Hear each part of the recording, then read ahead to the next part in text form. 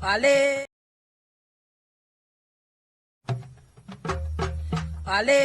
Fonsaje de Ale Fonsaje Muna dabo sanka baluo Mbe useni dabo julalema Juloka manga maje Ni aja manga maje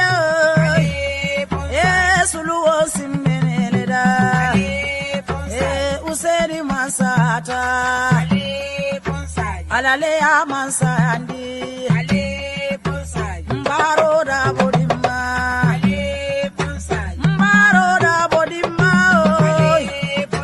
Numukunda da bodima Alale bate jola Mansole bate jola Aye Gambia bondi bata kono Imaje modu bele se wota Arabe nyinkela Manso be nyinkela Usen bota nyani dobo Dobo gaye usen Anata kombo tumami Londo nata kulli Okaelo adabo Ayadogu oge Gambia Yo, assalamu alaikum bal kontona. UDP Live Bantabala Saturday's edition of Current Affairs Show. Bal Tental back and Bal Jaila. Mel joined them. Bal Tental back and Bal Jaila.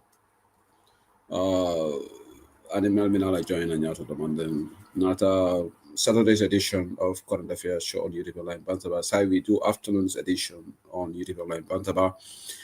Monday, Tuesdays, and Wednesdays, inshallah, Saturdays will come in the afternoon. Okay, so at least, so we try to do variants in the start of our program. So during the week, we'll come in the evening. Coming kind of time of now. Saturdays will come in the afternoon. Mel joined it through Facebook, YouTube, and TikTok. I'll be Bismillah.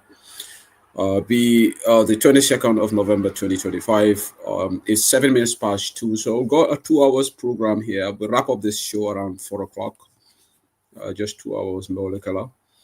The analysis color, and I will open the lines later through Kanak Bankola Kokacha Bedanta Banko Menna. Baka inu inalan si ñetti platforms yi UDP Live Bantaba si YouTube and Facebook bi ak TikTok. Ñoo xamne dugg nañ si TikTok bi.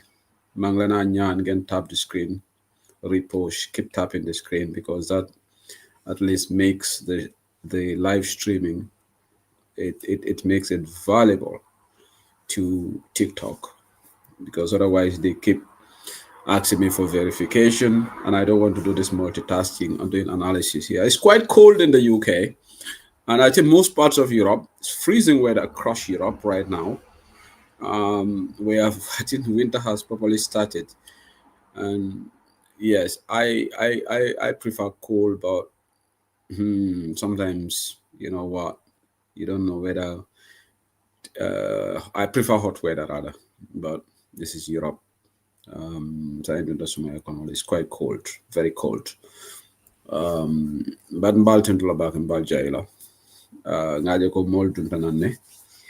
I can see even not only UDP people are here. Even there are people who don't subscribe to UDP, but they come and listen to UDP Live Bantaba. I know, appreciate back. This is what we want. This platform is a UDP platform, but it's for Gambia. And Mememfola, you don't have to be in UDP to join the conversation. If you even disagree with UDP, I would like you to call in. In fact, I would like to talk to those people more because the aim, particularly from my perspective, is for us to go across that UDP periphery and go outside our base. We need to convince people. They don't even subscribe to United Democratic Party clear now. That's how elections are won. Election will win wala election will win only staying within your circle, your inner circle. So the reason Ganyan program, okay, is not, I'm not talking to the people who already believe in UDP. No, ni wolo mte program kela. So feke ne ñooñu rek la duma def program. Because already ñooñu gom nañ UDP. Already ñooñu dinañ sànni UDP, ñooñu dinañ sànni Alhaji Ousainou Darboe. So jarut pour nga ma waxtaan ak ñooñu. Man programme bi lu tax dama dee ñëw fii primarily pour ma mun a convince ñoo xam ne gomuñ United Democratic Party. That's the essence of the program. Because if you are talking to the same UDP, that is meaningless. Because ñooñu already gom nañ UDP. That's how loolu tax ñu ngi am programme. Loolu tax dama dee ñëw TikTok pour waxtaan ak ñoo xam ne dañ am reservation about UDP. ñooñu am na ñoo xam ne ñu ne UDP suñ leen électé dëkk bi dafa divide nii ñooñu ñoo tax may ñëw fii during the week pour waxtaan dama bëgg pour ñu am loolu because I'm not here to talk to somebody who is already a card holder in United Democratic Party because kooku already conventional. Like for example, Lamin Gago, Spain, he's already a UDP member. I'm not here for him. Right? I'm here ñoo xam ne benn tey ñu ngi am ñaari xel ci United Democratic Party te loolu ta banta ba dañ dee ñëw fii man loolu moom mooy suma objective because whether I end up convincing them or not I will pass the message because doomi adama mënuloo ko forcer ci gom-gomam bi xadama di ngoy bu ka forcer no moo doolu bi jee xani koy ne ko you need oxygen to breathe. Iba fole ko hani, but oxygen da mate fen dolom. Modol bije ni ko eko. Ni la fita travel quickly from Banku to Banku. The quickest mode of transportation is through air by plane. Iba fole hani de, but it's not in Boso fanana. But I'm talking about quickest mode of transportation. Obviously, it's not in Boso lale. It's not in train ola. It's not in Kulungola. There are various means of transportation, but the quickest right now, I'm plane. So why I am here is to engage the people who have reservations about United Democratic Party. But Gambia la Politico,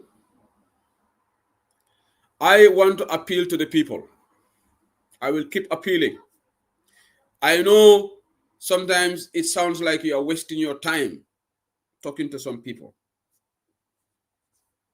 Politique andut ak ngiringaro. Politics is not a very hasante.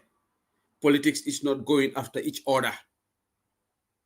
Lolu neku politique. Kuko def rek den ko def ci sa ciobere. While none of these political leaders, commencé ko ci Alhaji Ousainou Darboe, nga dem ci Mama Kandeh, nga dem ci Essa Faal, nga dem ci UMC leader bi legi ñoñu amanguñ parti.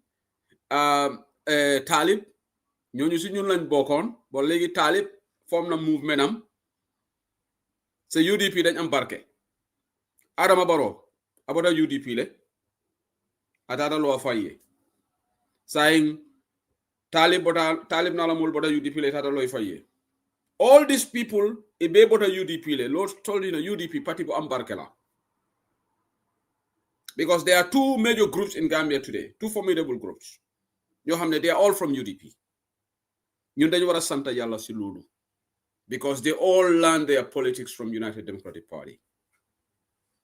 Ñim parti dolu man juti la hebuma len but a man offspring soto me alongo isafo so that means UDP alhamdulillah rabbil alamin. But politico Gambia nolu mbe na sister soto la ñaato domandi abe join na through TikTok sane balamang lafta diam la IEC la I lafta analysis do kala jang on Gambia la electoral results. She wants to give us some analysis from her perspective. So she will join me. We'll have a conversation on that because nte bantaba lafita minela nganna lessons jamale okay dole ko nganna date check so me yalla nte fanan nka Adama Barrow la kole ken katu round date kala le nkatu ore ngaje dole ko na date rontale or Saturday the 22nd. Okay, my bad. Today is the 22nd. It's not the 21st. 21st. Today is it. Thank you for correcting me. Before that, I comment dole ke 6 seconds go dole ben tonya ka ko nyako namre man domoroke. An commenta pata pijala post nga baroto spell barila. Mala nyadi ngadi go wolitale rek. I was rushing also. Today is the 22nd. Babukar Bob Keita, thank you. I've just amended the date. Thank you guys. Today is the 22nd, not the 21st. Couldn't know 21st. It's a jaranka behavior. Nyomingol lekam confusing di. Nyomingol it will lekam confusing the wrong. It will lekam confused.com create me. But anyway, today is the 22nd. Allah barakabak. So ngalo NPP ngol fana be kolante caricature le afla se useli nata la programme o le sakaron date le keje.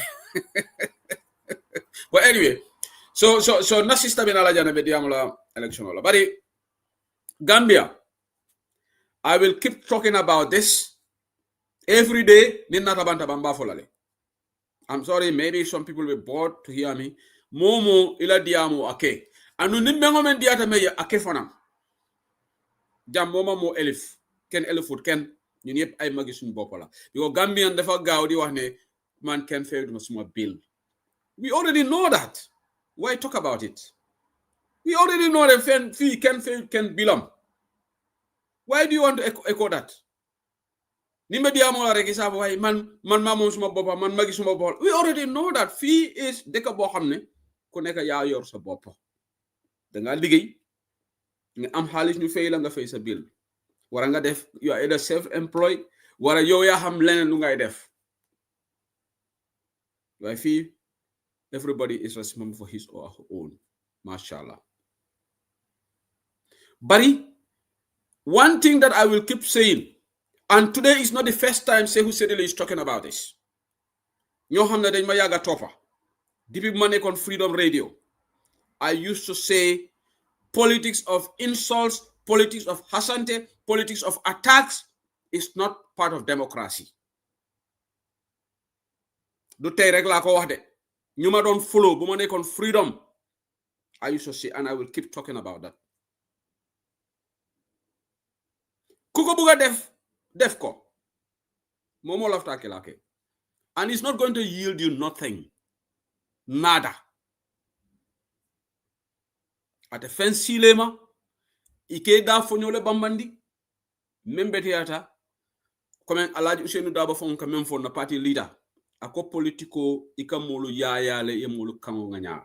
How many times has Alaji Ousainou Darboe said this? Many times. And this is what I will do on this platform. One thing that we should do, which I will do today, tay su Alaji Ousainou Darboe dem am interview. Guys Sobeya am nañu right you dem analyze ko ci sen platform react to his utterances. Lolu ci démocratie la bok. Bu Talib demone ay Africa. Ñun UDP wana yenen political parties am nañu right pour ñu dem analyze luñ fa wax. Demba Essa Fall dem na ay Africa am na lu fa wax man Sehu Sedili am na right to analyze waxi Essa Fall. Lolu ci démocratie la bok. Si yar ak tegen te lolu dina ko def fi milu ne mangi attack Essa xam nga Gambia we have understanding problem. Gambia yu bari saguma ñini ñeneen ñi sen anglais bi understanding dafa des ñu bari dañ wax attack, they don't even know attack. Can I ask people what's the difference between attack and criticism? That democracy and that criticism. So if you criticize somebody, does that connote to attack? But right now, our social media is so polarized because ñaka ignorance bi def ñu disturb. Ignorance bi def ñu disturb. Man tay, Essa Fall did a very interesting interview yesterday. Alaji Ousainou Darboe did a very interesting interview with Kerfatu. Ñun borom platforms yi, this is where if we want to analyze politics, li lañ wara focus. Alaji Ousainou Darboe UTP leader.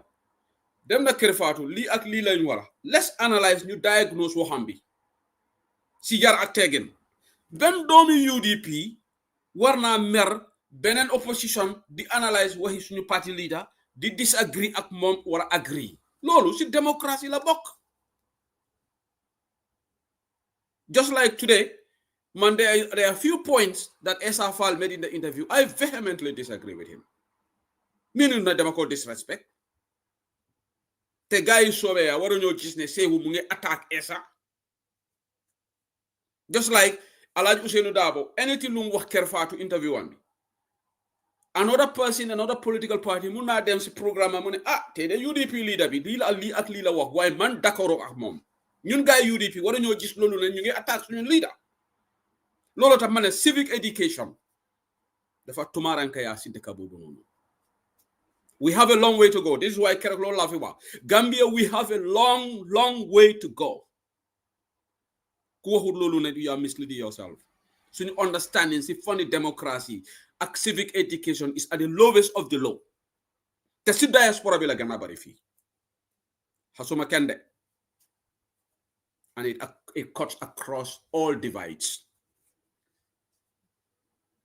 Politics, therefore, under ak agree ak disagree. All of politicals. Waaye si yar ak teggin. Ken waruta tuutiloo ken waruta wax bu ñaaw ken. Nobody should try to desperate anybody else in the name of to make that person look little. What I don't have zero tolerance for in politics, moy nga tuumal doomi Adama. Man Seeku Sedili bokkuma si tuumal. Ndaate tuumi roto. Fengo feng among koy man ka fole allegedly, reportedly, and this is what I heard, and it's up to the person to come and clarify. But one thing I'm not sure of, I will not come ubi platform ne ma tuumal nit. Te loolu dafa bari ci suñu politics. Why lu nekk why def ko. One thing that we always forget, and I will keep telling it, whatever I say on this platform, on the day of judgment, I will be fully held to account for whatever I say here about somebody else.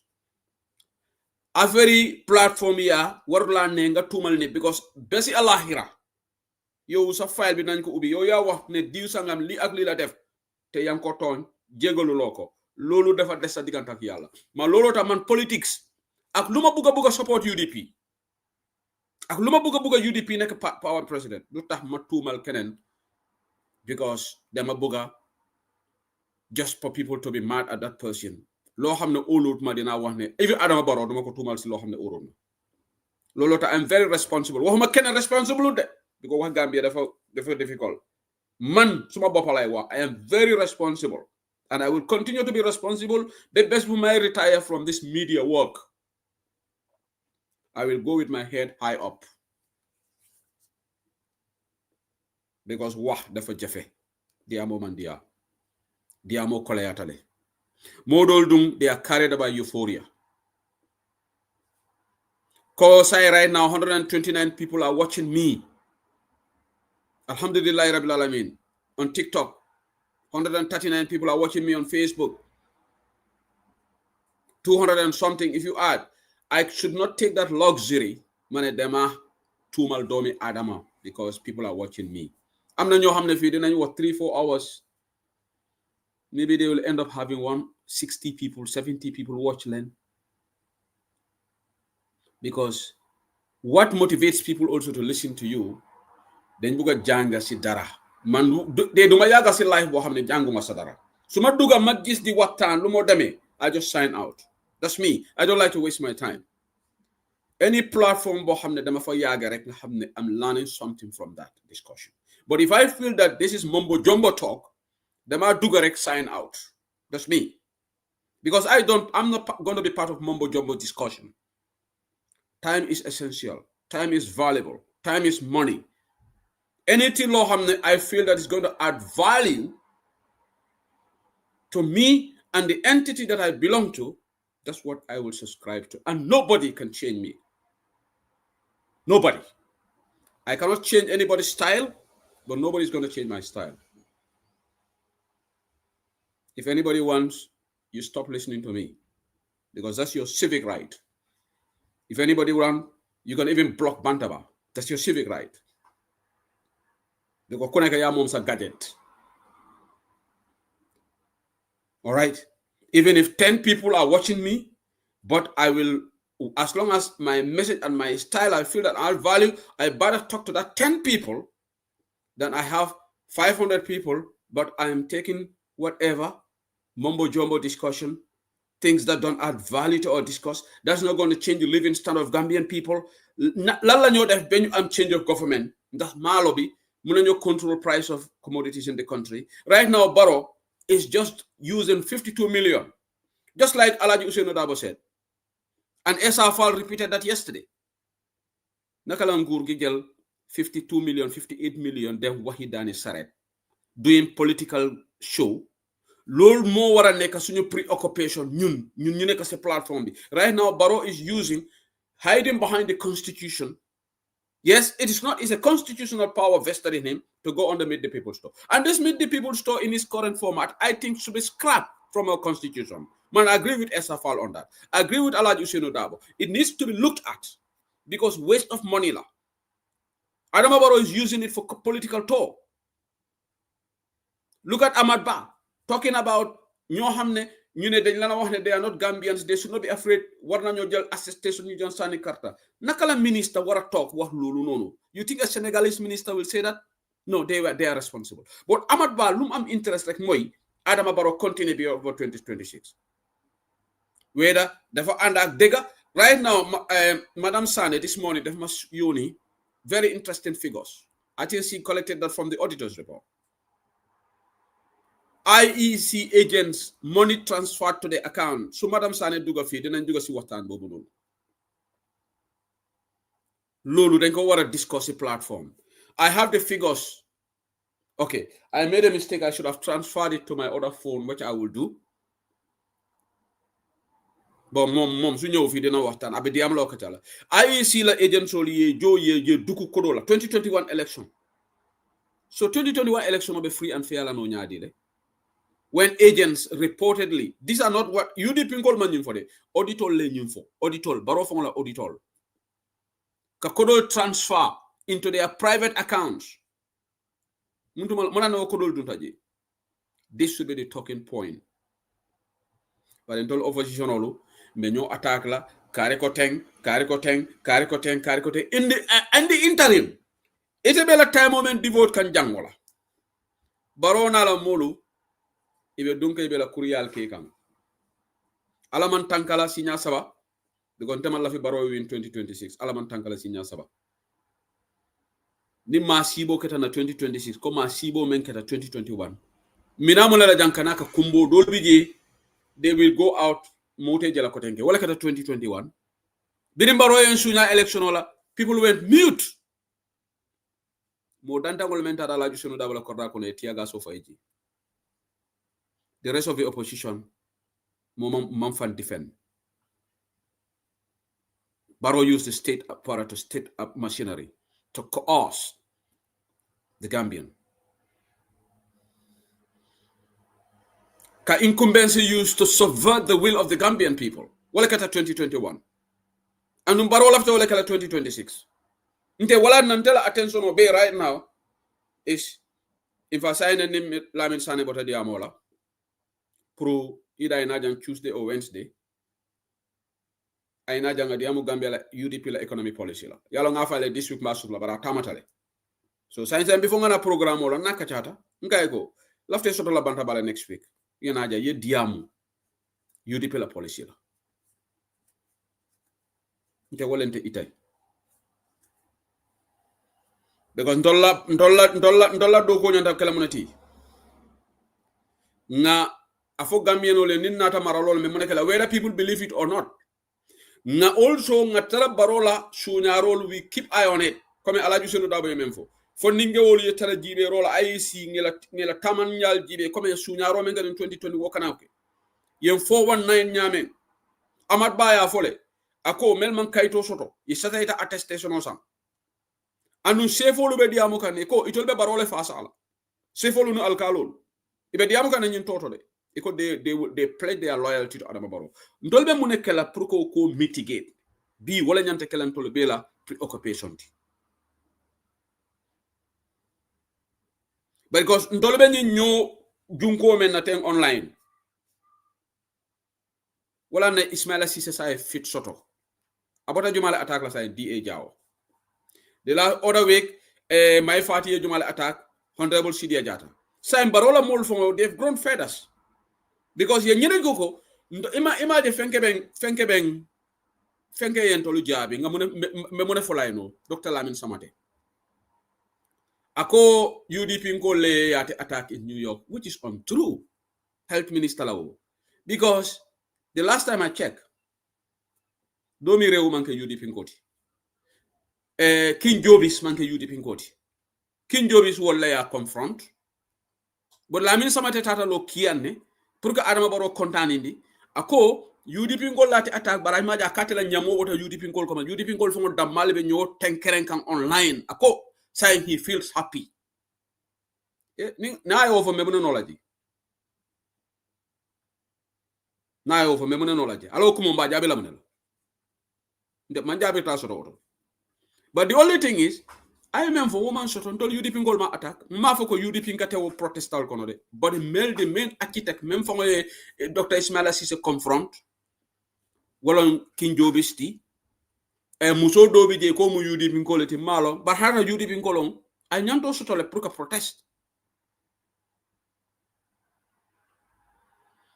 No. The opposition attacking each other, they are not agents of NPP. Anna Salibaji. My politics is real. Opposition all found the Malbenyola online. I don't want to go into that. Nteman times at all. Ntesa hente nganda from available je fere ni Melbenyo attack la online yake every day for every hour is a new attack. Ntese who said they won't handle. My agenda is to promote UDP agenda and to try to do a civic education for January 2026. Manta diam la kola kote ngifam akan niyo kuyale ni barola mol kantolu nyawali because our common enemy here should be Adama Barrow. But ngaje modole request kina malum for Madam Sanelo ngamara meta janna batongata ngadiamu election la kola ba nga 30 minutes kele introduction ngadiamu election la kola. In the meantime, Madam Sane, welcome to the show. Thank you for joining. Hello, assalamu alaikum, Shehu. Mbara mrebe nyali, sibito be nyali, so suma yade. Not for that, it's the same, it's quite cold.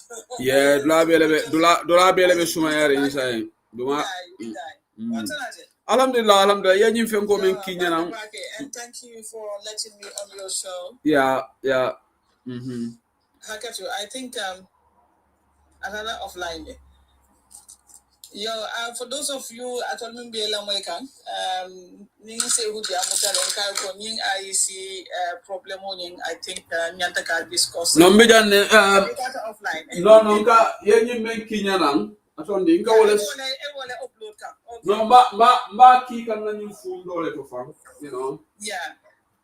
So just for the benefit of mini alonko because Ning IEC matter amanke UDP dan wana problem because maybe left in Kabaro Bondi or country corner, and to do that fonga na doko jibe mbasambala sidolmin mini bafo kan konga coalition. Okay, that is fine.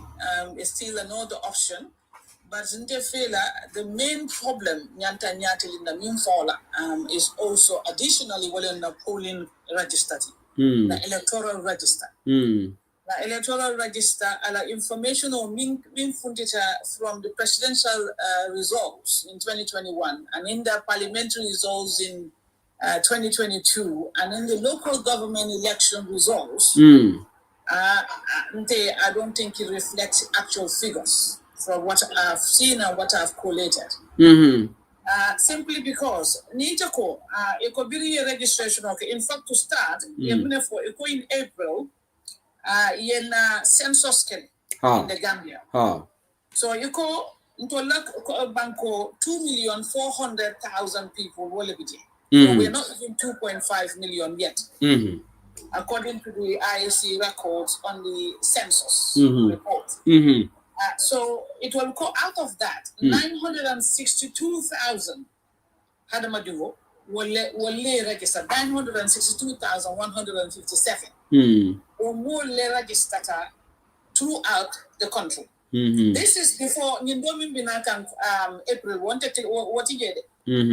So 962,157 individuals, including men and women, were registered in any of the elections, whether the presidential, whether the National Assembly one, or the local government one, which is the mayoral elections. So Yenina Itandijeko, Musolu, women 545,318 women formed that group. 416,839 from the men's side of it. But in Natamune Fanange, presidential election or SITA. The total amount of votes we are registered between NPP, UDP, GDC, PDRS, Independent Party, and UNUP. It had 859,567 votes left. Which means Baroko, according to NPP and the IAC record, equal 89.34% of the entire registered votes they capture fight. Now, I have a problem because Nintold data analysis in any way, that's a possibility, or that number is literally accurate. But even in the United Kingdom, we have how many years where for voter registration turnout it at 89%. Yeah. I think it's extremely high. My belief, my trust. But again, now for the Baroko or IC ko Barole Winter, let's give them the vote. Now, Nina Recoso Jibe subsequent election, I have even more doubt in the numbers.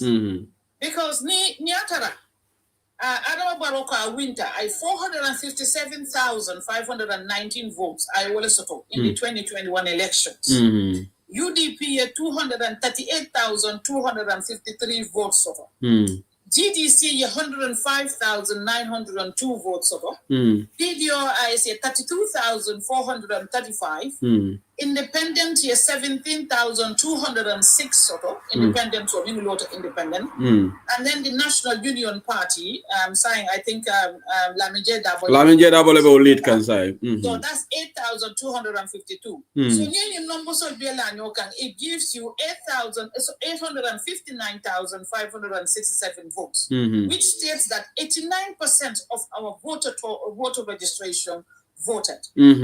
So we're in 102,590 people were lemon capture fight. This is the presidential election. So, in the National Assembly election, this is only 4 months difference, and anybody that's listening. Because we had the elections in December 5th, and the next election was held in April. So, literally 4 months, parliamentary results. But which is so worrisome, is that his numbers dropped significantly by 313,696 votes. Because in the general presidential elections 4 months down the line, numbers only drop for your 143,826 votes in the national elections 4 months after. So in the United Democratic Party give a PDO, PPP give a PDOs, all the other extra mini alonko it will in the National Assembly. The total vote that we have from all of them, another Kanyam 492,714 votes. And way 58% of our voter registration or capture fight compared to Barola presidential election of 89%. And I believe the 58 is within the borderlines because even in the United Kingdom, we have between 50 to 56, 53 and stuff like that. Usually voter turnout. Yeah, I can tell within that range. Yeah. Exactly, the registers. So saying, in the parliamentary election of Munefana Nata Barola the total amount of media capture fight in the parliamentary election of Ofanam dropped by a whopping 469,000 412 people man catch or fight. So I want to ask Barrow or IEC, what more that Good question. Just like that. Good question. Okay. Good so question. let's give it to them that eco parliamentary National Assembly election or more interest to all. But I don't believe that. You know why? Because President Obuka Council to Namang National Assembly sort of behind him. Nila NP so Luibansia, it will be filmed in the parliament because Malta. No, Madam San, in fact, to some extent, I would agree with them because generally Gambians tend to have interest in the presidential election more than the local government, but not by this margin. Yes, exactly. The margin is so big. That one is, yeah. It is. So 469,412 people will catch your fight. But what as a statistics will give 58% will let attack a voter turnout. Fine. I think I had the last and final one. Ning IEC, we need to investigate a lot more program make sure non-voter registration or hakilo to work on very, very well. Simply because local government election, what time I believe was the most challenged. Yeah. The most vibrant, the most contested, and in the most honey President Barrow Amasi State House, Afuntita Lekadundula Totare. And into La Josuan Ibota and Adunta Gelefitro, Kafunti, Kafomolia, You know what I mean? So we know that it was very, very feisty. So what for a near record will be the total amount of vote again, Emilia Catofai was the local government total Tatakanya 458,346. Out of our entire electoral roll, I mean for register me along is 962,157. So we have a difference of 500,000 people minimum Catofai. 503,811. Was she at lady? Was she at lady? In the local government. I don't think I understand local government or motor or cordal kono. For natare mari sasatali. Or imari travel tali. Or ila vote tinyatali. Or maybe tatale man kato final. Because electoral watch commission, I'll come to that. Well, for the recommendations, Kelly, and if I feedback me on the presidential elections.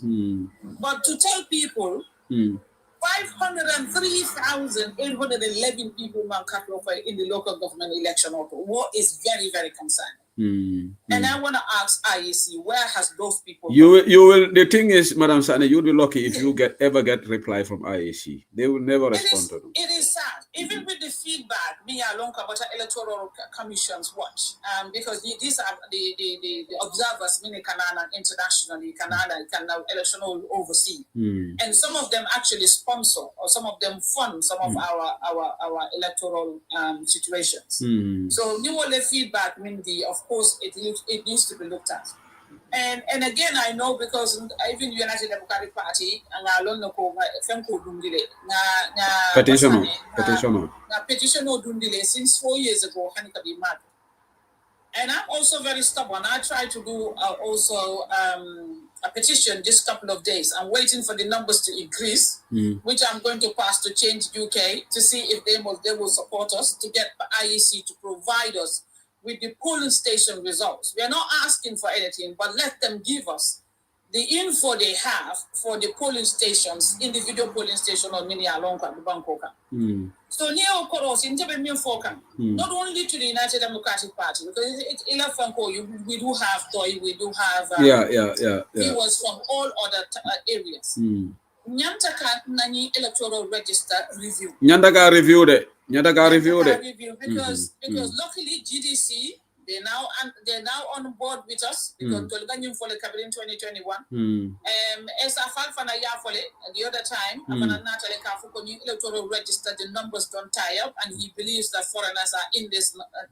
Or maybe these are fictitious numbers, simply because you cannot have the most contested election and still 503,811 people the city last world on a non-futikata election. Hanna tell you the data tata back really. Hanna tell gold fatally. The numbers are not. They don't add up. Yo, so Simon for Nataka. in 2016, the electoral system, Minnesota was 116 wards. So 2021, Baroya will increase to 120 watts. Now, my problem is whether this data, new information or IEC at publish or all the opposition leaders or not. Because these records should be published, should be provided to every Gambian. In duty them, civic duty them, number one. In Ottawa increased by 6 new wards. So why were that they increased Malo? But in the form concerned, well, 2016, the polling station increased by 133 polling stations. The numbers will mean Alonco is on Election Watch and some other commissions' websites and feedback. We'll call 1,554 polling stations. But IEC the website, I call 1,555, which means there is a discrepancy of 1 polling station still. Me Alonco more general database from the observers and international bodies. There's still a polling station which is not clarified. But the main focus, in 2021, the police station will increase to 132 to 133 new police stations. So, what for more problem? Or police station will wait until UDP in Kolunga, along the form along, I don't know, but I will tell every Gambian, we should be cautious about this and keep an eye on the number of polling stations that are opened within the Gambia. Yeah. Because Hani Kutije is a more send more daily, polling agents or ourselves or other bodies will make sure it's covered basically. Because the feedback, the analysis that was made by the Election Watch, if not all the polling stations had UDP members in there. So, for a more constant in dollar side, there's a percentage of it me along control for a more than the Wobulal.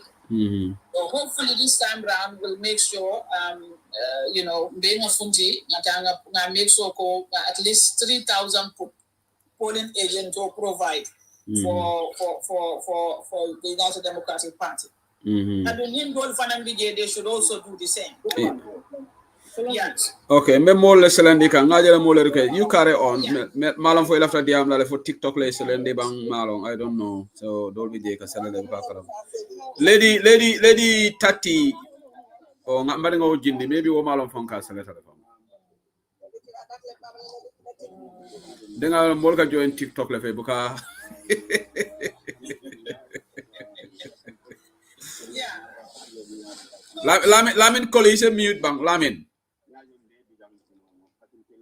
Lamin Koli. Okay, but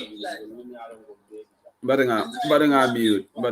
Malo via alone from Kajo. Ngama sobe ala Lamin Koli la wala nga selendi because ala profile mo esa ate nkajele naka ben platform all so Madam Sane ngalon ko you wonder but there is something that really bothered and I think that is critical. This transfers ngami be na jere. Yes, that's the second part of the discussion. But in left the Puru, Gambian will be Munekela, Puka make sure for in discrepancy along over 500,000 more will register. How we plan to tackle it? Because IEC, they're supposed to publish this information to the general public. But calendar is so published is about the second one that happened, the subsequent. The additional, this supplementary registration. But in register and website that concerns me. Because whether it's United Democratic Party, whether it's GDC or Sobea or Independent or any other party that's coming up needs to make sure you 500,000. Okay, Madam Sane, somebody is doing a pushback on you. The person is listening to the program. I think Akabe Gambia, like Mr. Kenyan. I'm listening to very interesting. So I always follow Bantaba because even though I'm not UDP, but I think the lady is missing one point. The IEC did publish the voters register in all the wards, and this is where they gave opportunity to all the parties to query the list and take it to the court, but no party did that, and UDP couldn't have said they didn't see that list. So I only focus. Okay, so if they had done that, maybe that was in 2021, but I'm talking about now. Yeah. If that is going to be the case, what is their plan? Because I understand that from the calendar they provided, they didn't mention that they will publish the current electoral register, which has this extra 500,000 people that most of us are concerned about. We want to see who these people are, and if need be, how do we query that? So Ibrahim is a mute bang. Ibrahim Gassama is a mute bang, please. So okay. Whether IEC, I think you might mute. Mute. Yeah. Yeah. So whether IEC is planning to publish this data again, if they've already done that, perhaps in 2021. Thank you very much. If they do that in Jamade.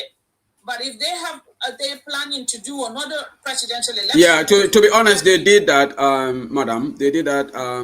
They did announce that all the voters register are published, and they asked people to go and check the list. To be fair to the IEC, they did that.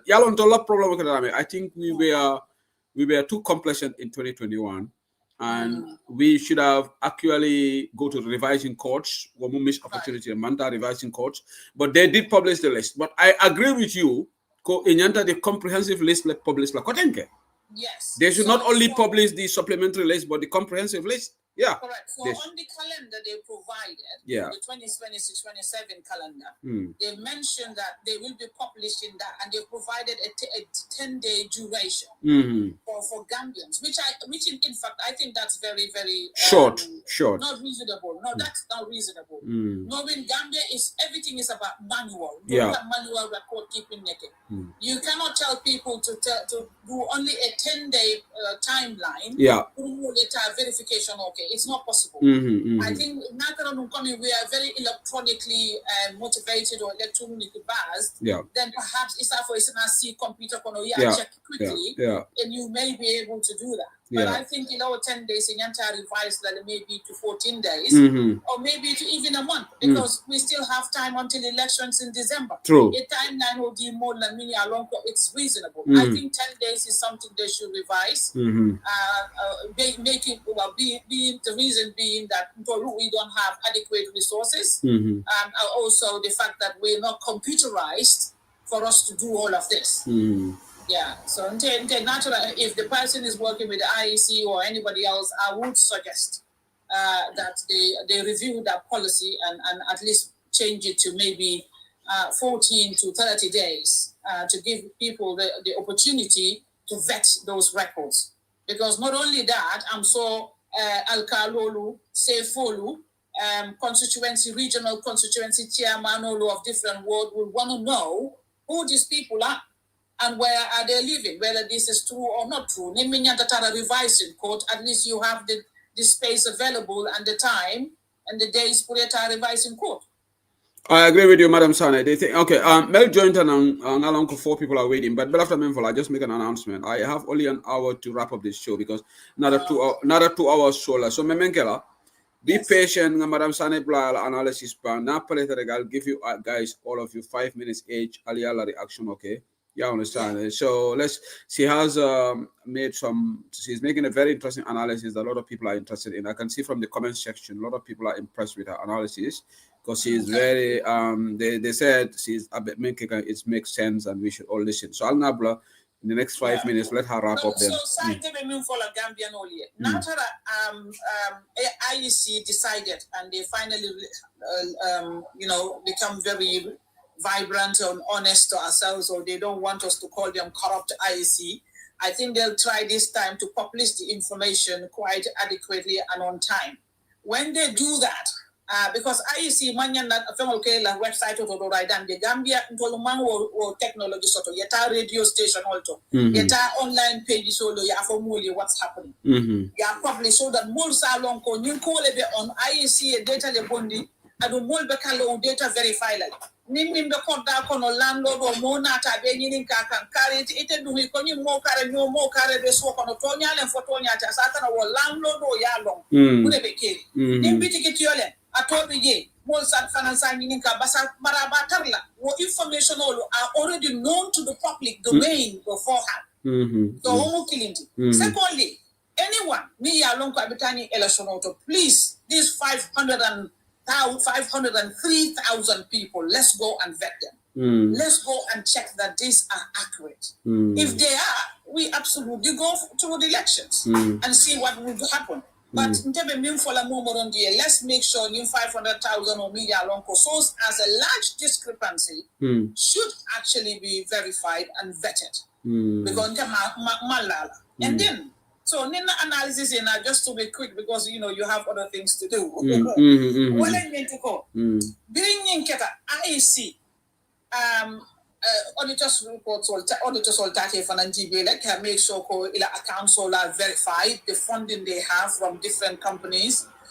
And I know of the different funding companies because of research. Some of them, I'm not going to say these, but I'm sure they will want to know how their monies were spent.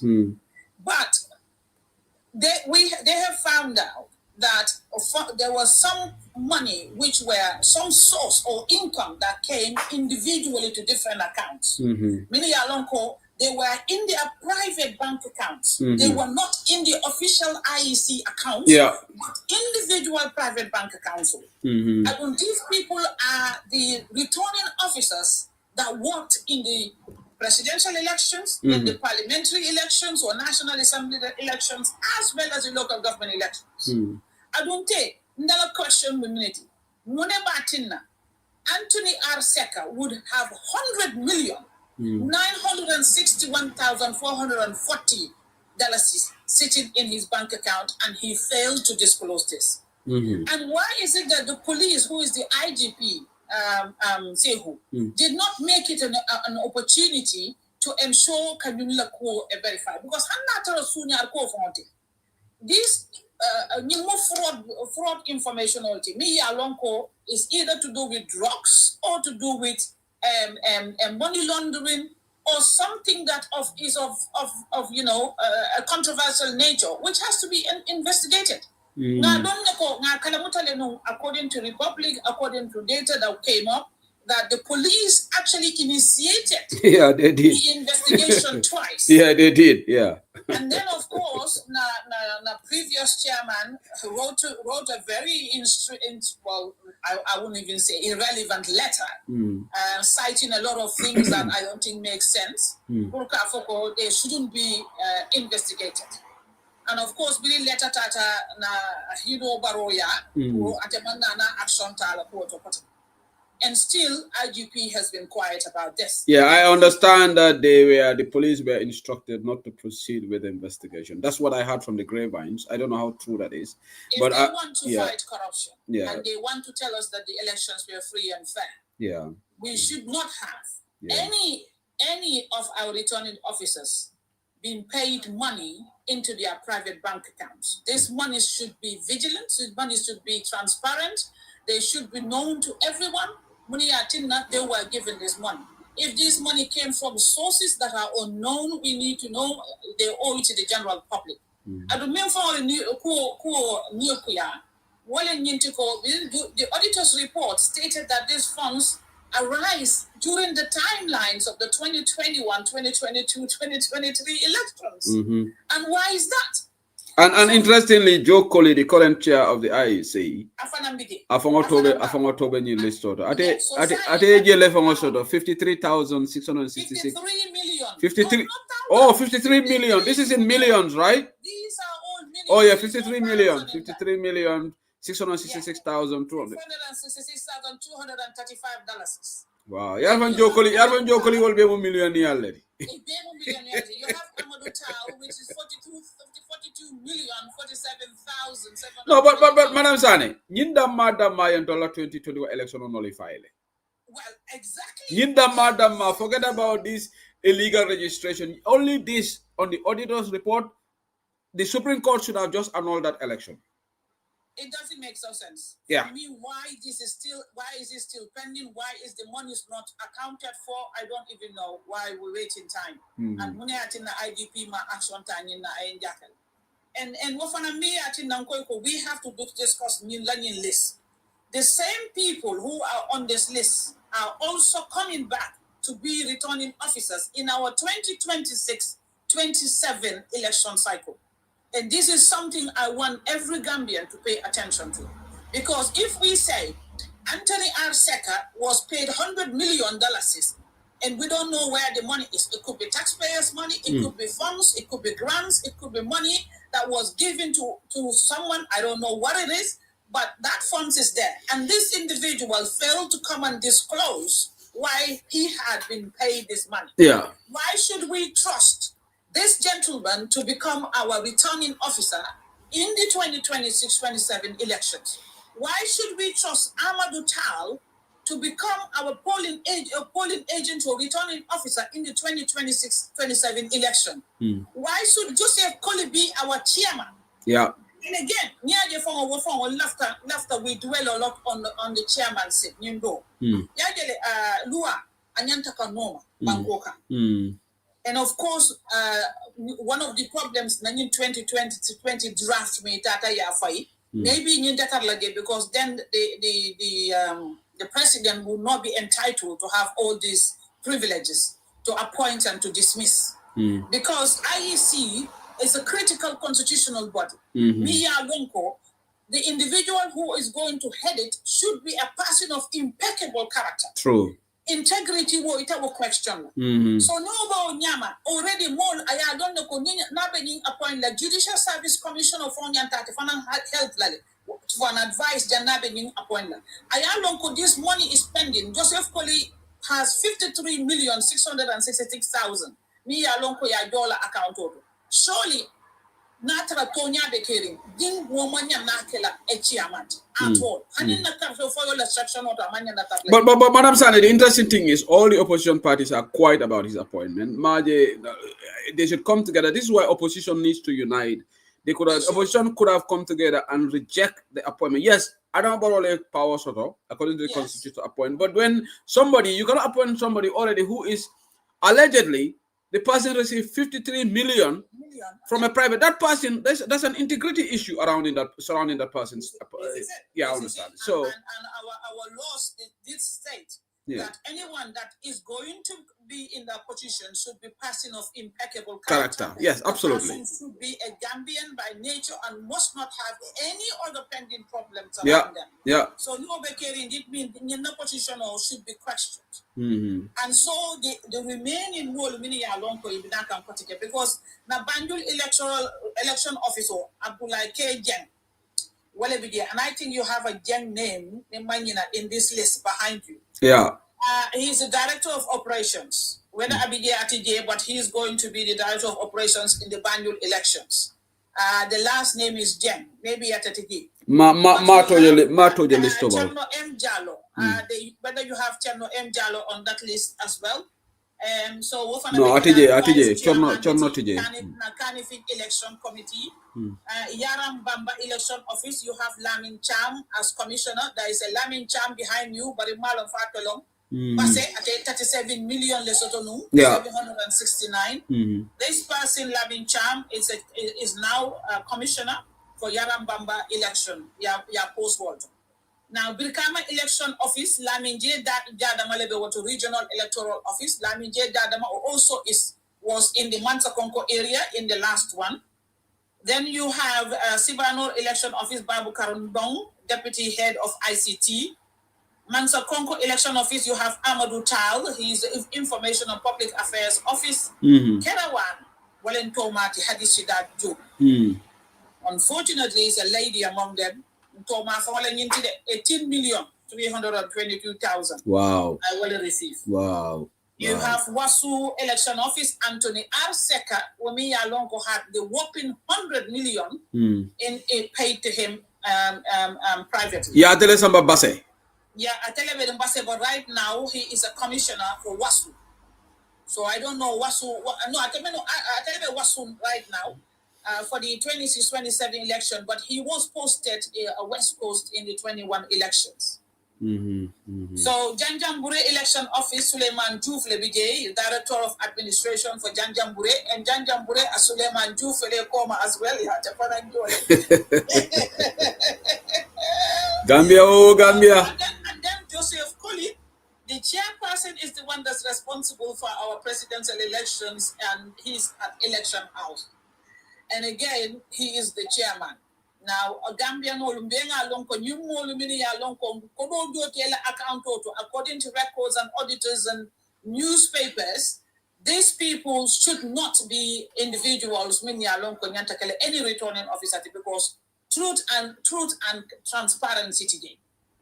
So this is a concern, and I want every Gambian to really keep their mind and also we should do something about it. What we're gonna do globally or entirely as Gambians, Malong, but you know. But Madam Sane, before I go to these two other people, even point for Kanjan is real. It's a cause for alarm because for the playing field is not level. We have questionable characters. Yes. Who are indicted by the audit report. Today, you will returning officers for 2026 election. How can the election be free and fair then, Madam Sani? Yeah. It creates a lot of doubts even before we even go to the polls. Exactly. A lot of concerns. And again, if we look at it, we've been asking for the polling streams records. Yeah. Because Nitolco, electional in 1,554 polling streams. Yeah. We want to see those records along SFL Lesoto, UDP Lesoto, NPP Lesoto, GDC Lesoto. All of them should be published because the record, the constitution said so. It's nowhere to be found. Wow. It's nowhere to be found. I've been researching this the last 2 months. I cannot tell you where to find the entire polling stations results anywhere. Yeah, the inter-party talks. Mainly IEC. These are some of the questions in raised to IEC. But the problem we have, Madam Sani, and I keep saying the opposition is divided. We are not singing the same song. And the thing is, if UDP flags this up, the other opposition remains quiet about it. I can't tell you voter registration or monitoring for Barona black. You remember? The rest of the opposition they were not doing the same thing. It's UDP and Barrow, and this is the precarious situation UDP finds itself. Concern or raise, other opposition will be right now is good, like you said. SFL is talking about it, Mama Khan is talking about it, which is good. So we call on PDIS, Nifon and Jointer. They join the fight, being a single electoral register, scrutinize properly, and I would think that they should even submit a petition. We should.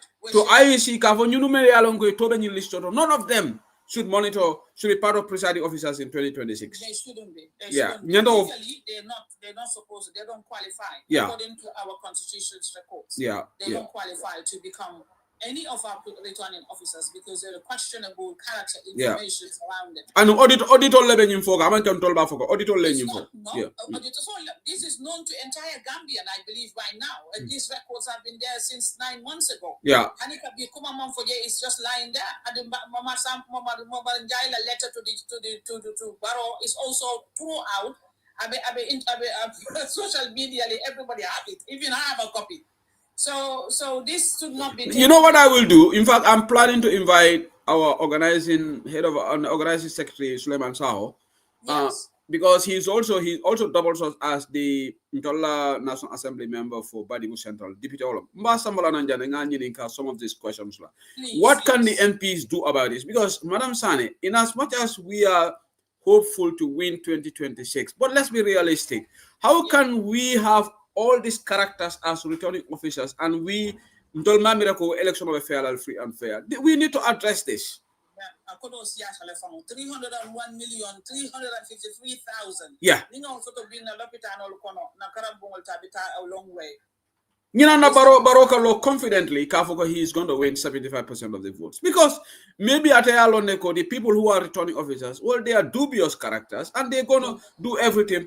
This is why Gambia, we should all come together to make sure we defend our votes in 2026. Because this is very, very important. Molta tarla kato faila, Baroka si akamola election on Yapinkang. Yenyeneke 2021, Madam Sane. Baroman 2021 election will win. UDP election will win. Ninga for Molba Fola because who is in UDP. Ntebe Gambia le kato fighter satobe daring Madam Sane. Ikamera ko Gambia, the whole country was quiet. Molja haltel. How did this happen? iko baro e 453,000 na soto okata no nyaadile because ñunu moli mel tobe listoto wolle lan juuj njaaj ke they handed over victory to Adama Barrow on the plate. Because everybody keep wondering West Coast how can they win? How can these people, someone in West Coast, get 100 million? We muneke foi ba jola 100 million na. Then Amadou Tall, Abe Janjambure, we muneke foi ajo 42 million. Wow. 53 million. Lamin Cham 37 million. Ntoma haditi that job. What do you talk about on the Canada jump for a quarterback? It's a sad one, and you know one of the problems again, Janimbe Mutala, because you run again. You know, there were feedbacks by the Electoral Watch Commission. They had a preliminary statement. Though, Madam Sana, near times on Monday, we will come and have a more extended catch up on this issue because Monday in the current affairs so they'll have more time. Okay. So Monday evening, if you have time, after 6, we'll have inshallah. I will have a more extended version of current affairs show. Monday, Tuesdays, Wednesdays, and Saturdays. Thursday, Friday, but days or week during the weekdays, Monday, Tuesday, or Wednesday. Yeah. Okay, all right. Okay, thank you. That's quite a very fascinating, very interesting thing, but it's a very important topic, and I appreciate your time. We'll continue the conversation, inshallah, on Monday. Thank you. Thank you. Thank you. Saying that Lamin Koli be jam bismillah. Lamin Koli sobe ala Lamin Koli. Ibe mute renade. Lamin Koli be jele bang. Okay. Madam, the other way think Mbato. The other guy, what is his name? I remember joining the Think Point podcast. Yeah, certainly. Inembara. Kaja interest about it, Madam Sarah Marola. Just a quick one. This is sad. I don't think Gambians should take this thing lightly, especially political parties and CSOs. Yes. Going into system of coming display behind your back. Yara Jibe Cabrin filter no Bangudal found it seems like nothing had happened in the Gala will from Benyanta in protester. From Gala at some degree, but Yara Jibe said Yara Jibe upon Balva because National Assembly Kabri and the Ajibe are not discrepancy one. But not only National Assembly, first in Africa they were about the electoral reform. Though I don't want to blame the opposition parties in 2016, but this should be their primary focus. I would say at some degree, because sometimes when we started blaming political parties, the discussion shifted. But I think they should have really pay attention on the issue of electoral reform that some of their people sacrifice to ensure that there is an electoral reform. Solo electoral reform. So, this should be the first priority of the United Democratic Party when they were in the parliament or they got the majority. This should be a private membership bill to push it to ensure that the selection of the chairperson of TRRC, of IEC is selected through National Assembly. Sadly, it doesn't make sense at all. It doesn't make sense that Ajaro to Jana by Ibe TikTok lade. But I'm mute because it looks like she doesn't know that I'm alive. Like, okay, go on. So maybe I'm a senseless made president single-handedly come up as a chairperson of the election. It is not happening anywhere. Even Senegal now it go through the parliament. Yeah, but unfortunately, my brother, it's the constitutional provision. We cannot have any control. The only time it's okay to nigga constitutional falling. Yeah. But y'all on the thing is now we have to amend the constitution, and now Barrow is playing gimmicks on us on that. You don't even need a referendum for this. These are just a single majority of the parliament. Yeah, I agree with you that the UDP would more bring a majority so that we could have changed most of these things. Masibo kada wolto mistake kada wolto. Munanda manyin luwa kurungol from be falling. Talk about is about the competency and the integrity of Joseph Kony. And because of this topic, earlier today in the podcasting, we're gonna bring this IC stuff as our topic of discussion. Good. We're gonna see this. I'm just for that election of all. No, my brother, molme alon ko million dundi la kan ni wolle be kala returning officer 2026. Election be fe ala no nyaadile. Al nga tonya fu way. Mo ko da election ni da ker faadu jibe jokoli ning Lamin Cham interview a couple of years ago, I think after 2021 election. But Nyara Jibe, he was on the platform and he decided to leave the platform because he was not comfortable. Yeah. And Lamin the platform, I'm not going because Lamin was pushing him to the corner for him to tell us the reason why they discard the old voters card or whatnot, something of sort. Because that was something that Lamin wanted to do. He got mad. A public servant who's clothing, feeding, ala fata feto fota wona ala fengol be mi ala ko banko mon la ka diara ide platform bletara because you are not confident with Lamin question. This is insane. UDP and other civil organization and other political parties have to go out on the street tomorrow. The politics does not deserve to be. Jokoli manyana ante bringaje jokoli ka chairman odi. Ngo we have a problem. Like we have a big problem. And the issue of third term should be another discussion. Yeah. Why Gambians are sleeping about Barrow's third term? Where is it happening? Even Senegal, Magisala, not power be a man third term, but we don't know they got. But yalon Senegal o ka kambenne my brother. Ntol buka kam. Yalon do la problem o ntol buka kambenne. Yaje ikani membe photo sa stop no le. But the opposition ol damma manke kankilenti. Senegal, when they wanted to fight Macky Sall, yajele ko bankola interest be le rally ta behind Pastef. Nga même voni oppositional be nyanda rally la behind UDP la nga tonya fo doron. Ha. UDP fini ta banko gaje ka blanta do 3 years 4 minutes ni kabri ngalo banjul fani wanya. Ha. Ni sari fani wanya ko kare. Na faro ida ke fo atre fo time of manya dira but just to cut it short because somebody has to come. Yeah. They feel call ya tandila ko no. Auditor ya tandila ko almost 1.8 million. These people they fail to return this money back to the IEC. This is madness.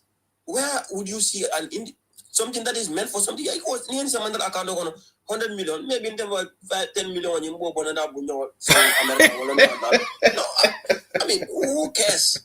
Okay, barakata brother, barakata fatsen for ya. Di gena mas from bija, buru man fa kalam dal fa bija Thank you so much. I think we will talk more about yeah, no new program of on next week on then you be kala kachati inshallah. This is very important. Abaraka bake.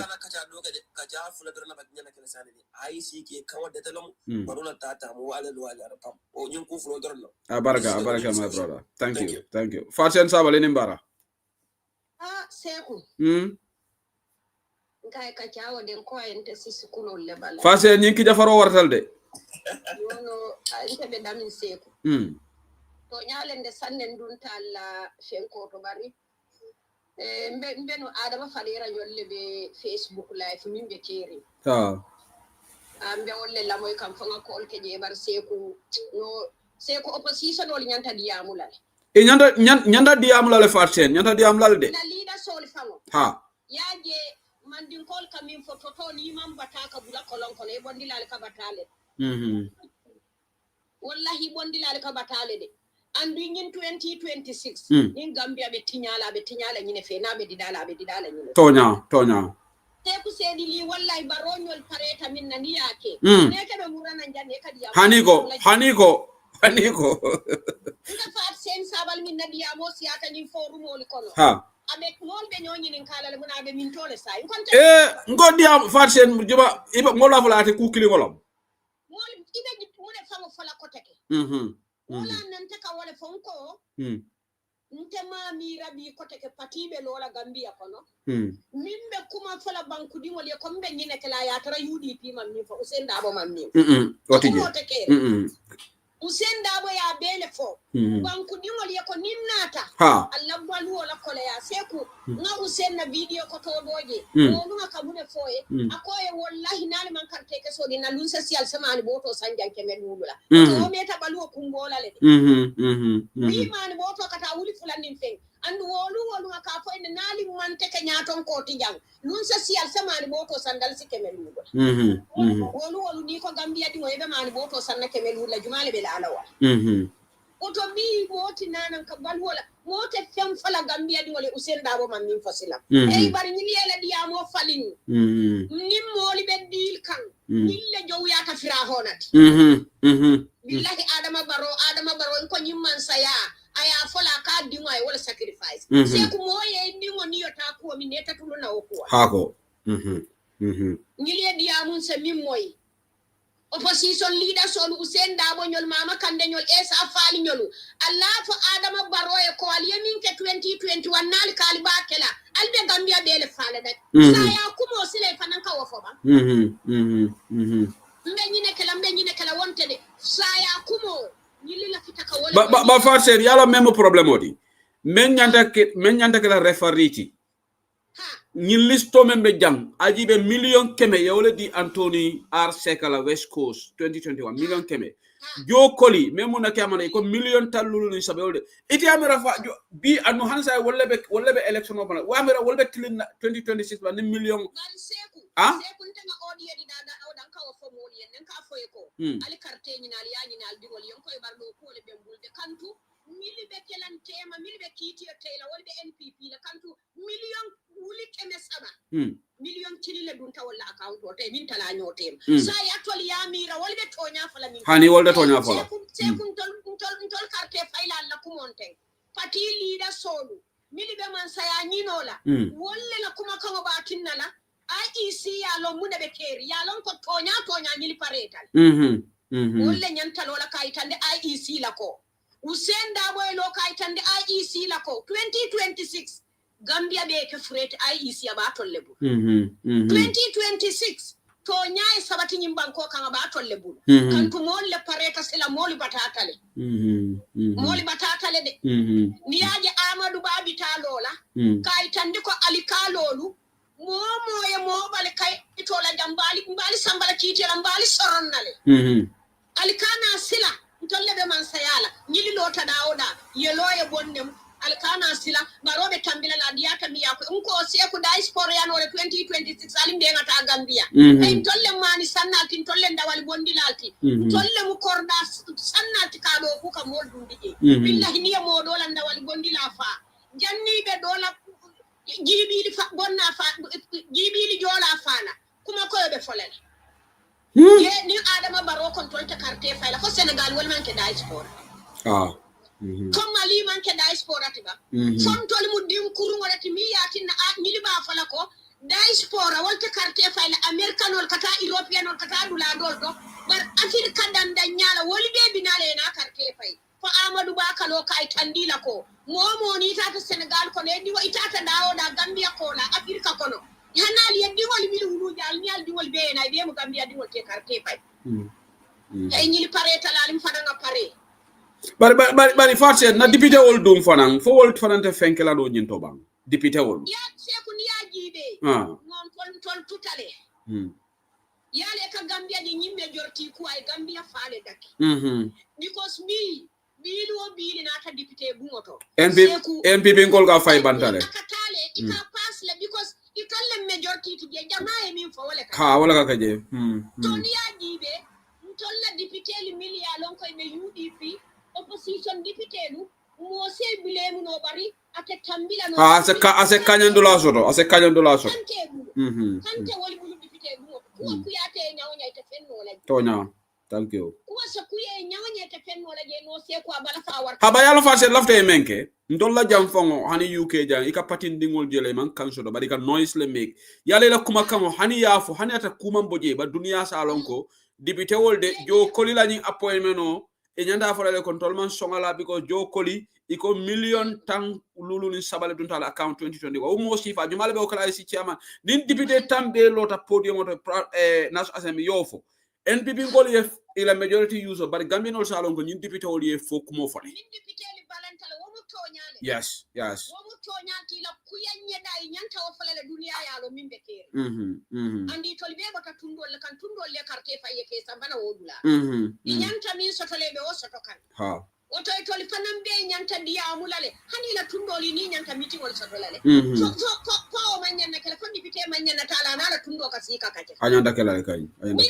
député bije tumo min na president wa banko be raon ñin député bije la tundo sate o sate ifana ñanta wakelela do ko te loje yeddi ya wila sate moyi ifana ñanta wakelale ali carte ñina ali carte fay tonya be daminto tilingo nin tonya man taratama kan to bi IEC ya min kento la nyaton koti ni million nangam wala bala account o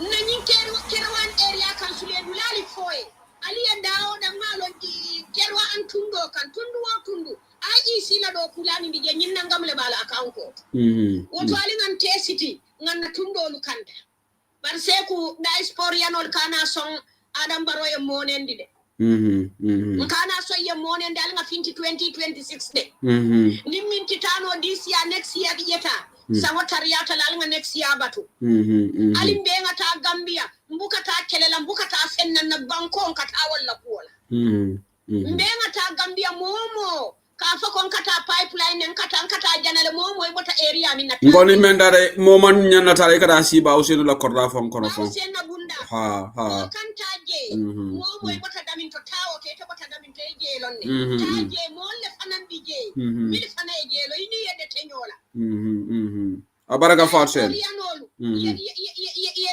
tenko carte fayo e kenna yenna boxol kanta yete agent toluti moli e niyoli la ngan niyola na Gambia bankoy ngai tandi baronyo lal pareta mi omen nan tol pareta wala se ku nyili tanta o banko tin ko Amadou Ba min ka fati billahi wallahi tallahi ntani Amadou Ba fula no ko ni ngaw ko ma da ko ni mo be jolol Fansen aba fola le abesa fola court abesa fola police aba fola fansen men threaten kan desay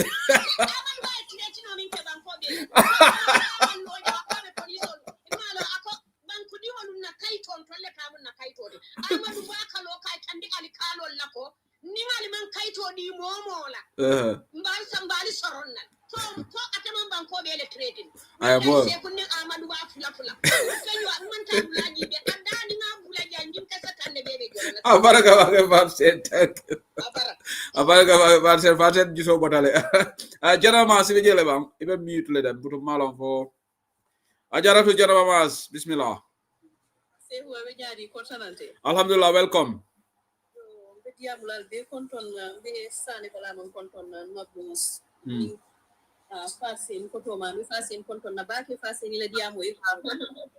bara afakana amad ba non ko liba non ko ngola de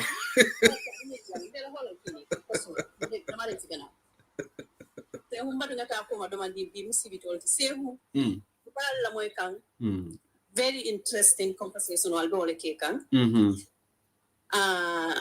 ani kuya warata because yara fan ni aje baroye auditor general command ka fay ko ni report on bondi ni election ni betinyalale pour we yella moy foni election o tamita 2026 election o tamita ate kuriyal menuke osina kuriyal menuke ta osina wol wanya because wol ko fitita sai o bara election o nyin boy dilale yeah se woni mo masibo baraki bari ngaje lako ba fanante sonna nyina na ka Gambia benin generation o men kono ten dunia kono banko kilinete talala ge men benin alaw na ka Gambia tonya Gambia doron Senegal ko sonnala dina ko na banko kilinete sonnala na ka Gambia ya non Gambia leaders on term of political leaders including Fama Kama Kandemir Isa I'm very mad in that area because the society is done. Okay, let me call it a mute labang. Madanga mute, sorry, madanga mute. Madanga mute. I don't know. Yeah, I'm mute. Ajaratu, sorry. Okay. So, ibajira ko the opposition leaders all many be. Ntenga mira time was it a sign. Kuriye law is still on a belori na maheb ibe mena hani kasa ko maheb paski last week na ba usi mo ila ka foko ai si ai dandala roki nga mira be won ha nga mo ila kunun go nga play jan fa video ni but the word is not enough woman enough ntenga mira to liminu nyanta futala damen to wala minti banko opposition leader so nyanta fula le kya hano bantal silan banko be finti banko be ye finti yende se mo be ye finti ngalo be do ko nga fay ko joko li nata election la 2026 election nga itandi dunia la fana 100% right right ala bulay diam rek please ali mbalal ye day rek sorry thank you one ba thank you c'est humbala mbe business no problem so ya jere ntenga mira moli e finti banta because ni jarata ni yemenna min mol fi alon ko ni sottale fa preta ko walim bala ni 1 minute yang no problem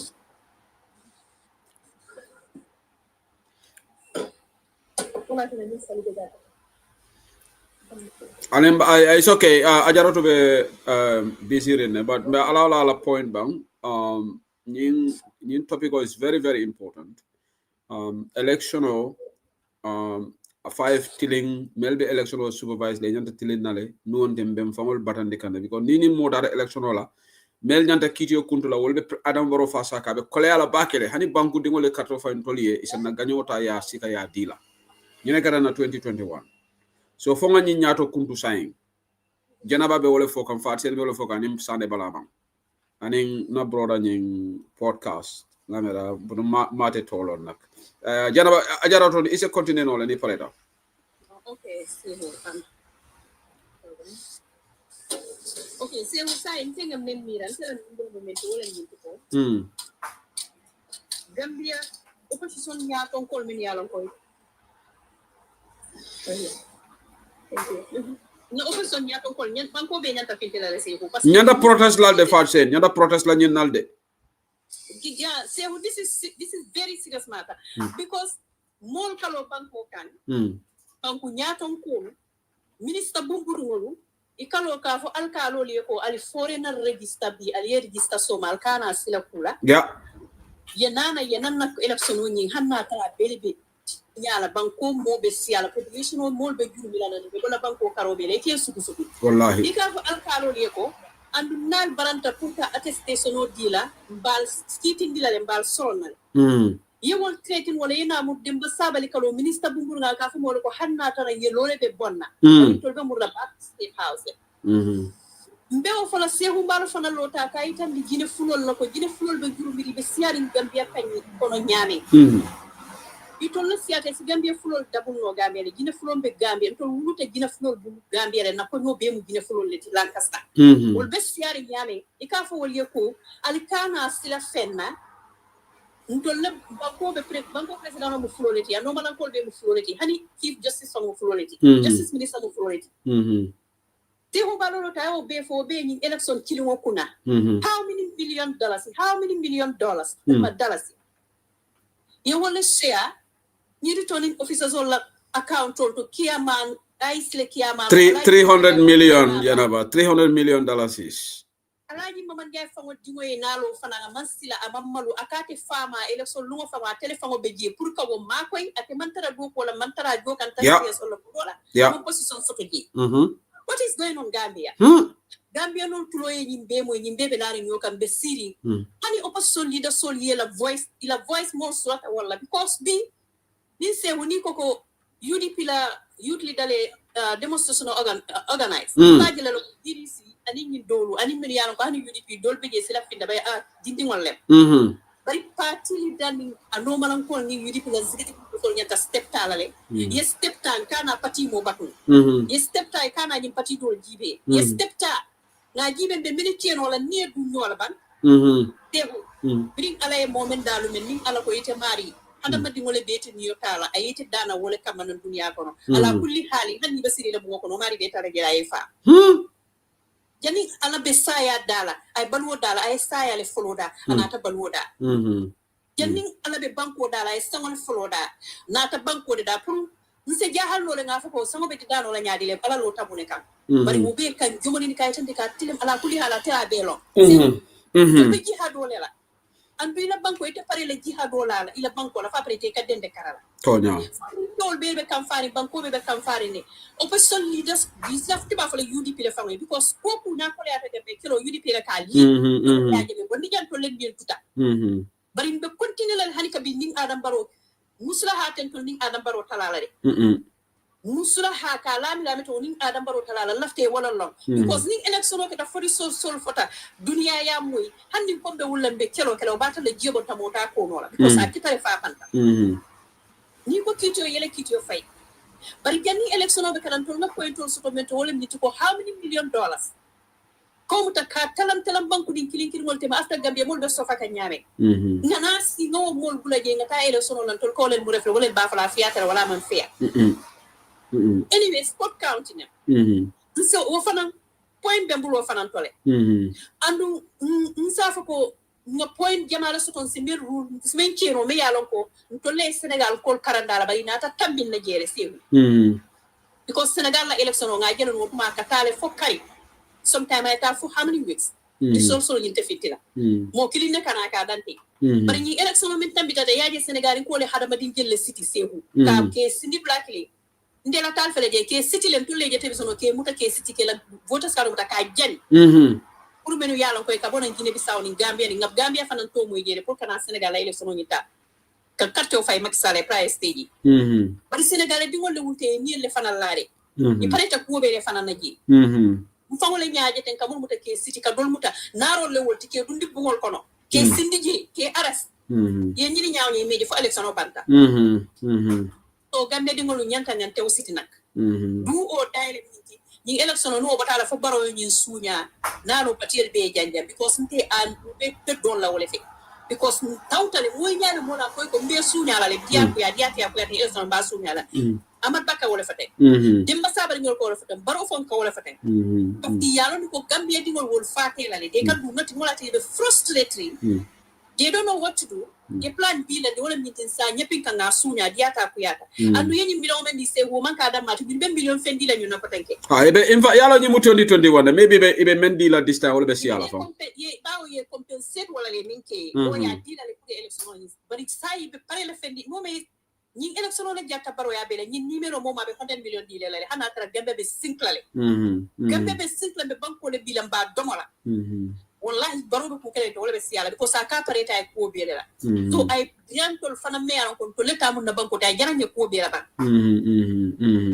tibe be fala ba usino wala min to pa stepta ka mala kairo luwa o tending adama baro talala because ñu ma luwa jibe ministre bumburu ko la ka fu mo ko alna le ne register le ba na banko ka dunia be tulo ba dunia be ambassador min be banko ke be tulo bala kitan ñu so dunia be tulo bala bar wolta fanan to le kal tadi ni so fanan bentol jibe la wol bentol mutala mo si fadi ye fi dun woduni lan ko ton sinu ngala dun woduni la de men ko ton sinu ngala nyanta we ko la say nga ñaar ku nin dunia la generation ay tañola sehu tik fo taklem di Senegal ko mele ñi ceng soto sukuru bu ko no de no bangi ñone fa no de biatra ma ci be sidi kun toji yeah you're very right and yeah tiñaro men keta arama baro bula adam baro masi boni tiñaro men ken na banko ka simo be lori men kan to man mello na mello te ngum do na dingo te man mello wala siya wala na baro ba nie de la cause baro na sa tiñata brule nothing can fix it do la tine kay le bol be fo de no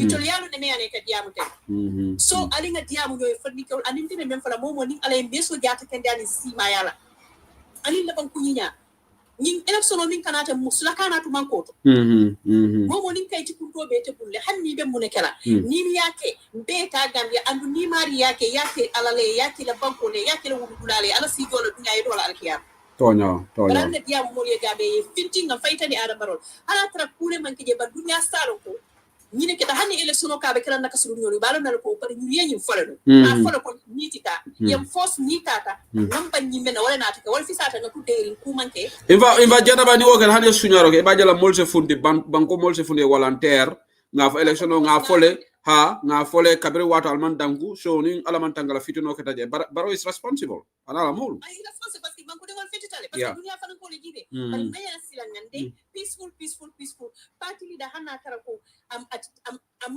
ta finti la bara fa dindi wala birin ko ina fokato basse banku di mobe finti batanga karera ku berol sikaban ngay tandi ko mala fi ay sila bi mala fi la soma ite tar la ñaato parce que corrupteur fa pare dan dula corruption abe approfta dunia be yaron ka auditor le fama ya fon dol ma fo auditor le af auditor la fon dunga finti tala du abe ba dunia dawra be gende di so why can't yaron ko mo musole ti fa pare te ko musole ti sumbale fana mu ñinti ene na bi yo kara fawma ko même sumo tata ka kala ni molti ni tele ko do kar fo manaya tam ni man tawban it out all so nyanta say this is very serious allegation me hit allegation defang me alon ko be nya bala ñu mang allegation o tite jena ba ñu say woni tamit allegation o ñi gañ police le mention action because yalo police lafta wul lañu kamale bi ay ci la chairman le lettre safa blo liki baroye ko kan investigate mu nan Aliou Momon Jay fon ni nga saate tilinta ni ko be investigate la mu nan ka fo kan investigate Aliou Momon Jay man tiling Aliou Momon Jay te tilin wala fana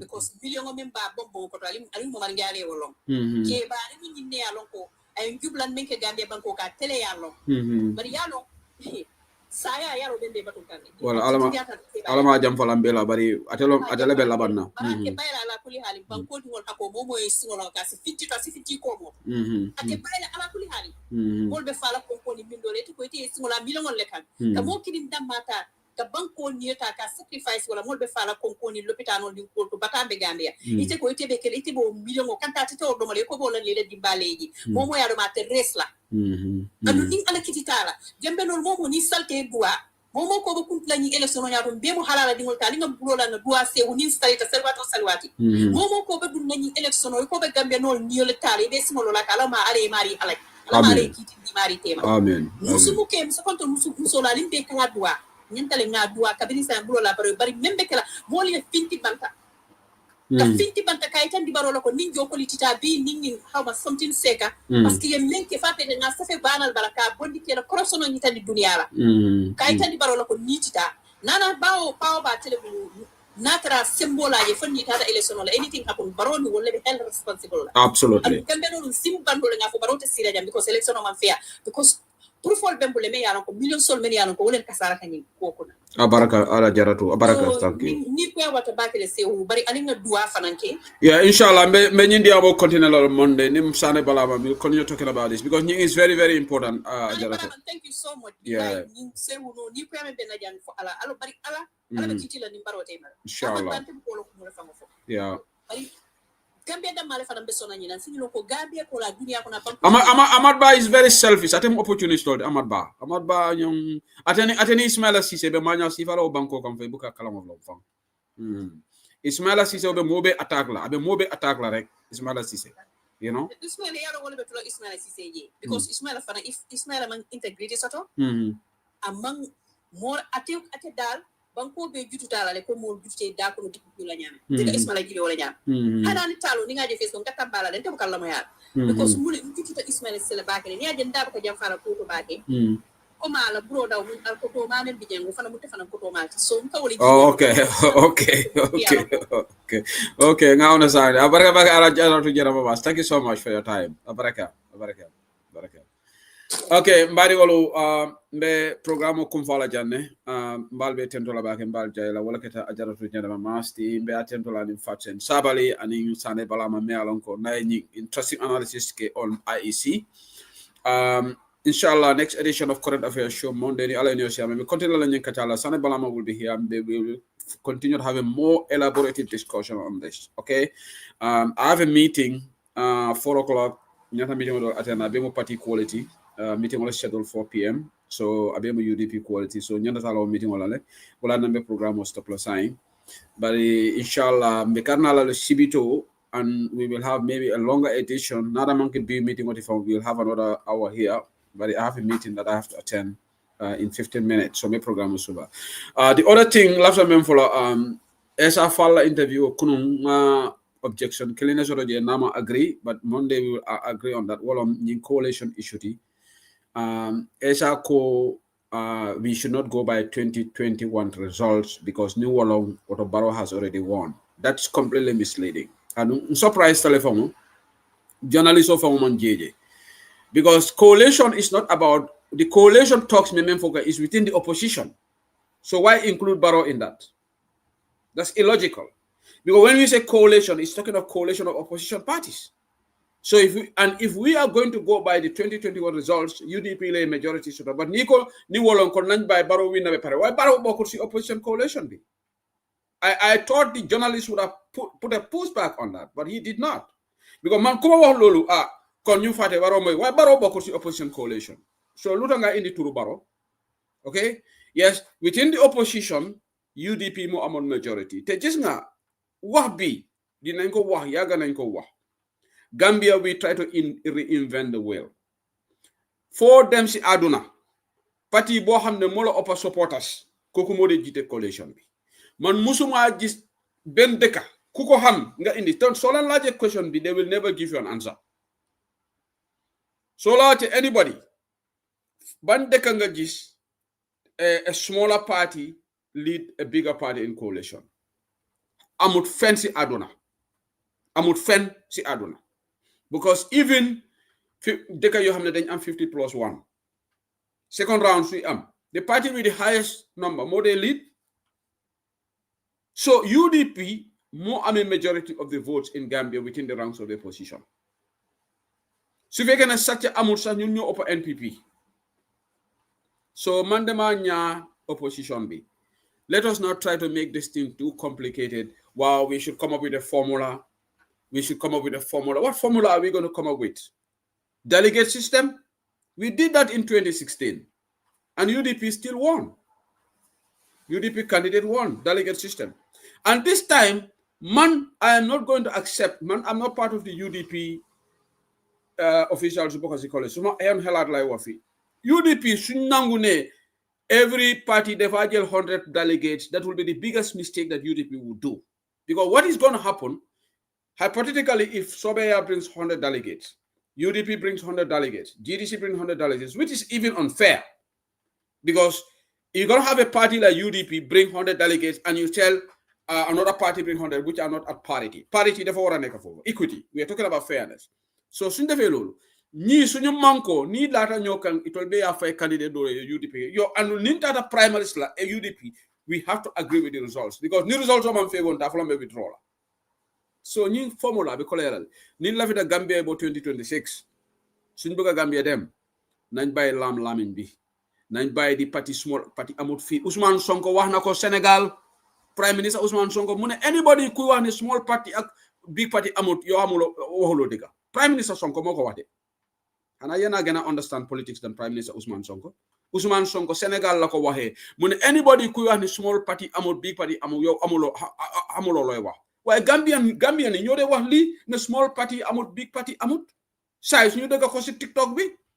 So legi Prime Minister Ousmane Sonko def lan tontu mu ne anybody ku wax ne small party amut yo amulo loy wax. Lolu moy am small party amna big party amna soko waye nit yi nak mu naxare len way li moy diga nit ki su la upper supporters mo nek a bigger party. Why can Gambia the problem with us ñun Gambians yi lan moy suñ problème billahi Gambia dafa am imeti ku nek nak yow ya amé diga bi Gambian bu wax rek mu ne moom amé diga bi. Why anybody kuy talk fi ne small party amut big party amut you have been disingenuous. Why man nak santana yalla yaga na wax li ci TikTok bi ga ñu ma mer amna ñu ma dé méré ci lolu sax. Why Ousmane Sonko mu ngi ni vindicate na ma te man ak Ousmane Sonko amuñ any contact. So be ñoo ne amuñ any contact. Why wana ko because dega rak. So coalition suñ ko am the rational thing is ñi dañu wara rally behind UDP. Why problem bi moy luma hear from the grapevines because ñun yépp we am nañ fi contact. Even though even Esa wax na ko demba mu ne any candidate bu ñoo jël dafa wara nek a winnable candidate. And I said man, what is the yardstick to define who is a winnable candidate? Because we have to define that. Who is a winnable candidate? I want somebody to answer that question for me. Maybe I'm too slow to understand. Yeah. What is your definition of a winnable candidate? Gambia nak si problem lañ nek problem bu mag. Jenaba Mas wax na ko fi Fat Sen Sabali ya fo janne ko alaman tangala 2026 ni opposition lu man gagné mo jama be fonyo election wala andite mol blame la Fat Sen ya fo jan jumal be tala ñun diamo la for another 5 years because mol ba flate ku kili ngolom so ba jël opposition opposition ya fo ngoto sot la Gambia ko tenke because muna minakala Gambia minakala one party state lati nimbaro win the 2026 Gambia because mol be discourage lale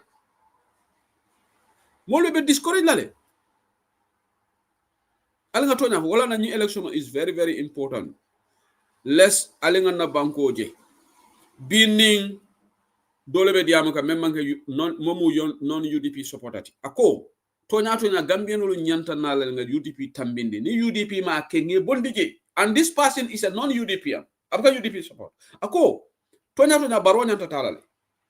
In as much as people have reservation about UDP, ako the proof of the pudding is in the eating. UDP meta bangonye meta so sa alga fully fledged government the UDP la yalong UDP manun coalition okono. Let's forget about that. But let's have a fully fledged UDP government. Ako ni UDP ma keno 2031 yalo UDP da hanyla banko ni ngala ko ten kenge bondiji simple, and this is somebody me alonga na mana UDP support bi ay wala fonni ako nyoko tonya Gambia no nyanta nyimbula la han tol mala UDP because ni UDP man tambi jumal be oppositional lead la Gambia alga tonya fa ni UDP man opposition coalition lead jumal ba lead la, because there is no country in this world where a small party will lead a big party in a coalition. Kuko ham fan la musa hew nga call Monday nga join platform nga wax ma amul fancy aduna te du musa am coalition foko amé rek the party with the numbers kuko mo dey lead. Lawyer Ousainou Darboe mo wara lead coalition whatever su fekkene ñun dégg rek la ñoo wax waaye ñeneen ñi suñu nanguwul nak ñu dem def lu lañ ne man dama wax dëgg de su fekkene ñu really we are serious about Barrow going xanaa leneen la su fekkene we said you prefer Barrow to be there than UDP xam nga loolu sa opinion la man duma werante ak nit si opinion loolu sa right la so ne I prefer Barrow to be there that to UDP continue loolu I am not going to dispute with you loolu sa xelaat la sa preference la ku nekk da nga fa am preference am su fekkene yow Barrow nga prefer for him to continue than UDP loolu sa droit la loolu sa and I am not going to argue with anybody. Why just speaking your dega mbiri Barrow def la doy. Common rally behind United Democratic Party. There is no other formula. There is no other logical formula that we can have with a UDP taking a second place with none of these candidates. Mathematically, it's illogical. Based on results, it's illogical. Based on everything, democracy is not happening. So, man, feel like stop some waxtaan bi inshallah be Monday. Then I have a program. It's possible na elect ma ñew, it's possible, but it's highly unlikely. So lu gëna or rek moy dina ñew Monday current affairs show inshallah. I will come up dina nekk fi ak Madam Sane dinañ gëna continue this analysis of IEC. Why bu ñu nax suñu boppa. This message is for all the opposition. We are here making talks. We are here campaigning on TikTok based buneka. Well, as long as the level playing field is not correct, it's not fair. Then we are handing over victory to Adama Barrow. Set a list be more typhy. Ni yep then dugal halis and account. These are the returning officers of the IEC. Then of the election be done fair. Ko hamna then dugal 100 million account, sa private account. Auditors in Yokowa. Joseph Kolimi, Kimo is IEC chairman. 53 million land dugas account. And that Koku Tay, Warna Neka IEC chairman. Yep, you know, up. Instead of new address, people are on TikTok 24/7. Nganyante, Daboni, Talibni, Kaleni, and something. To me, those are irrelevant. Because it's not going to, that is not going to add value to our standard of living. We have a more serious issue than we have an IEC that is unfair. But at the end of the day, the person sitting there who has IEC in his pocket. Man, this is what matters to me. Because we can be here campaigning and raising funds and doing all sorts of things. If IEC wants to steal the elections in front of Adama Barrow, in favor of Adama Barrow, like they did in 2021, we will just be here crying. Limo ta ay opposition yep dañu wara tok ñu wax jubo ci ben kaddu ben nit rek mo mëna jité. Gambians nak our problem is about leadership. Ku nekk bëgg nekkal njit nak mo békkat la ñaaton koti mol ka ñoo saba ñaaton ka yalla. Why are we so obsessed with leadership? Ñaari imam mënuta am. Ñaari imam mënu ñoo jité ci ben julé kay ci juma bi. Then am imam nga am naibe. We don't want to accept the fact that Bena need momuna jite all the time. This is very simple. So we're gonna allow Ousainou Darboe elect 2026. UDP doesn't fulfill the aspiration of Gambian people. 2031, UDP will not be elected. And in that case, UDP will never win another election in that country because they know one you give an opportunity, you will fail to deliver. So mbe program o stop la janne. Ba nga meeting o sort of 4 o'clock. Bita meeting o tom kana late. Allah barakatu. Ale fonsaje de. Ale fonsaje.